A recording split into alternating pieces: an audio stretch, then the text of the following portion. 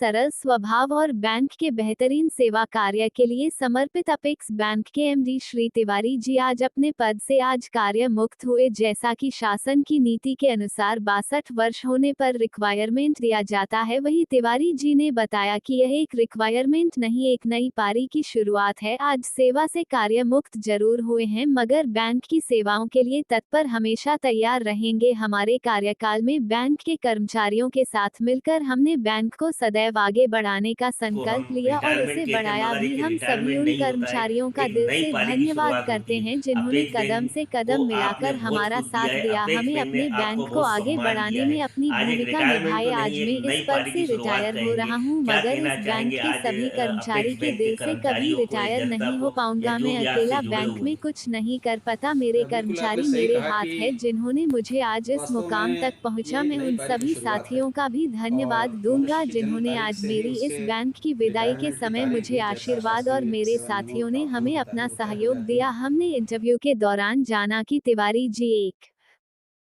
बड़ी ही साहित्यकार भी है। जाते जाते उन्होंने कुछ नागमे हमें भी सुनाए, हम आपके साथ साझा कर रहे हैं। प्रदेश प्रचार से विशेष चर्चा बताएं। तो सास की सेवा में बनी रहती है, जिसको हम रिटायरमेंट कहते हैं, मगर एक रिटायरमेंट नहीं होता है, एक नई पारी की शुरुआत होती है। अपेक्स बैंक को आपने बहुत कुछ दिया है, अपेक्स बैंक ने आपको बहुत सम्मान दिया है। आज एक रिटायरमेंट तो नहीं, एक नई पारी की शुरुआत कहेंगे। क्या कहना चाहेंगे आज अपेक्स बैंक के कर्मचारियों को या जनता को, या जो भी आज से जुड़े हुए हैं? बिल्कुल आपने सही कहा कि वास्तव में ये एक नई पारी की शुरुआत है और मनुष्य की जन्म तारीख से ही उसके रिटायरमेंट की तारीख भी जैसा शासकीय सेवा नियमों में प्रावधान होता है वो तय हो जाती है। और उसके साथ साथ सबसे बड़ी चीज़ की जो मानव संसाधन की कमी थी हर स्तर पर, पैक्स से लेकर के और अपेक्स बैंक तक, मैंने हर स्तर पर मानव संसाधन की कमी को पूरा किया, भर्ती की। और मुझे जो सबसे बड़ी चीज़ जो खुशी देती है वो ये है कि अपेक्स बैंक में वर्ष 2022-23 में ऐतिहासिक 128 करोड़ का लाभ हुआ, जो पहले कभी नहीं हुआ था। और बैंक लगभग हर पैरामीटर पर उन्नति के पथ पर है और अपेक्स बैंक के लोगों ने भी मुझे बहुत स्नेह दिया, सम्मान दिया और जिस साफ नीयत से मैंने काम किया उसका उन्होंने वास्तव में बहुत बड़ा सम्मान दिया। मैं कहूँगा मेरे साथ कंधे से कंधा मिलाकर हर आदमी ने काम किया और ये काम कोई अकेले आदमी अंजाम नहीं दे सकता। एक पूरी फाइल चलती है, प्रक्रिया चलती है, उस प्रक्रिया में हर स्टेज के अधिकारी इन्वॉल्व होते हैं। तो मैं इन सब का श्रेय उन अधिकारियों कर्मचारियों को भी देना चाहता हूँ जिन्होंने अपेक्स बैंक को ऊंचाइयों पर ले जाने में सहयोग किया है। सर, कोविड 19 से पहले की बात करें तो यहाँ की वित्तीय हालत बहुत ज़्यादा ख़राब थी।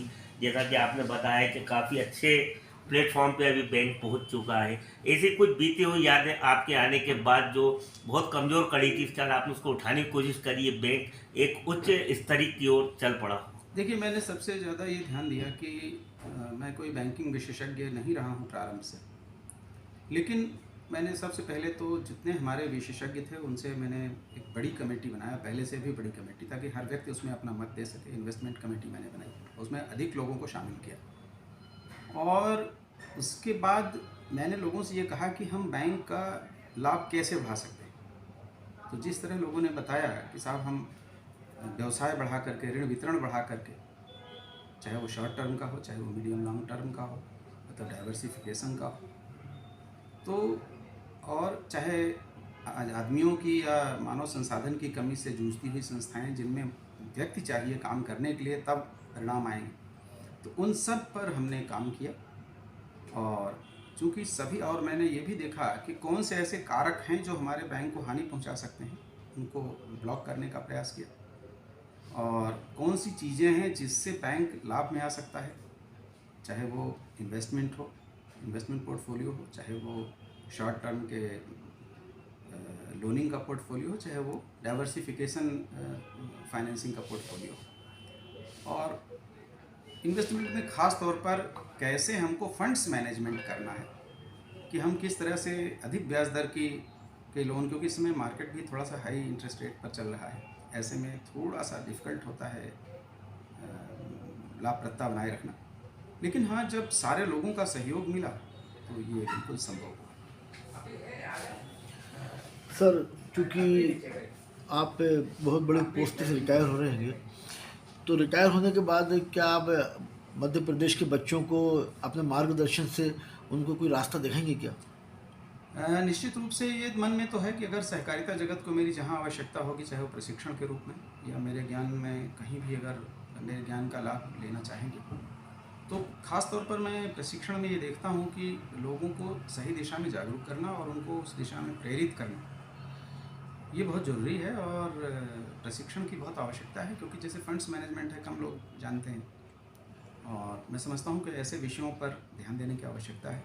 व्यवसाय बढ़ाने के लिए कौन से क्या मानदंड होंगे, कैसे क्या होगा, और कृषि में अधिक निवेश कैसे हो सकता है। और आजकल वैसे भी भारत सरकार की महत्वाकांक्षी योजना सहकार से समृद्धि जो चल रही है, अगर हम उन योजनाओं को आगे लेके जा सके, तो जितना हम आगे लेके जाएंगे उतना ही सहकारी संस्थाओं की, खासतौर पर पैक्स की, उतनी ही प्रगति होगी। और जब पैक्स की प्रगति होगी तो बदले में जिला बैंक और अपेक्स बैंक की भी प्रगति होगी। सर, भारत सरकार कृषि पर काफ़ी जोर दे रही है। हमारे बैंक ने कितनी उसके लिए उन्नति करी है और जितने किसानों को क्या क्या लाभ दिए सर? देखिए, जब सबसे बड़ी चीज़ है कि भारत सरकार के सहयोग से ही ये 0% ब्याज दर की योजना लागू हुई है, जिसकी वजह से अभी लास्ट ईयर हम लोगों ने करीब 3 से 3.5 हज़ार करोड़ का अतिरिक्त फाइनेंस किया है। तो ये एक बड़ी भारी बात है। राज्य सरकार ने 1500 करोड़ की ब्याज सहायता दी, जिसकी वजह से बहुत सारे जो किसान डिफ़ाल्टर थे वो डिफ़ाल्टर मुक्त होकर के वो खाद खरीद सके, और इसीलिए सीजन अच्छा बीता। ये मध्य प्रदेश शासन के सहयोग से हुआ। दूसरी चीज़, भारत शासन और मध्य प्रदेश शासन के सहयोग से पैक्स कंप्यूटराइजेशन चल रहा है, जिसमें सारे लगभग आप मान के चलिए कि 4000 सोसाइटियों का, 4500 में 4000 सोसाइटियों का रिकॉर्ड डिजिटाइज हो गया है। अब उसके बहुत सारे चरण हैं, कई चरण पर हम आगे जा चुके हैं। अभी हाल में एक BC में भारत सरकार ने इसकी सराहना भी की कि मध्य प्रदेश में अच्छा काम हुआ है।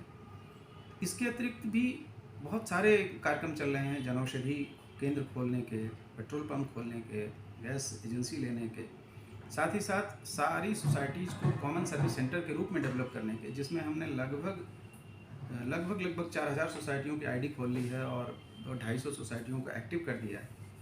तो अब क्या होगा कि जब स्किल्ड ह्यूमन रिसोर्स वहाँ जाएगा, तो उनको जो संबंधित जो भी सुविधाएं मिलती थी, वो सारी सुविधाएं पैक्स के माध्यम से मिलेंगी।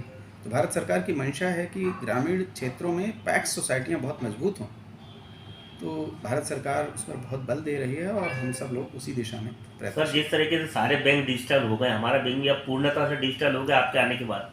देखिए, ऐसा है कि अब डिजिटलाइजेशन की ओर कदम बहुत तेज़ी से बढ़ रहे हैं। बैंक तो खैर पहले से ही CBS प्लेटफॉर्म पे था, इसमें कोई शक नहीं कि वो उस प्लेटफॉर्म पे काम कर रहा है, लेकिन सोसाइटियाँ डिजिटल नहीं थीं, और जिसकी वजह से किसानों को पर्याप्त लाभ नहीं मिलता था।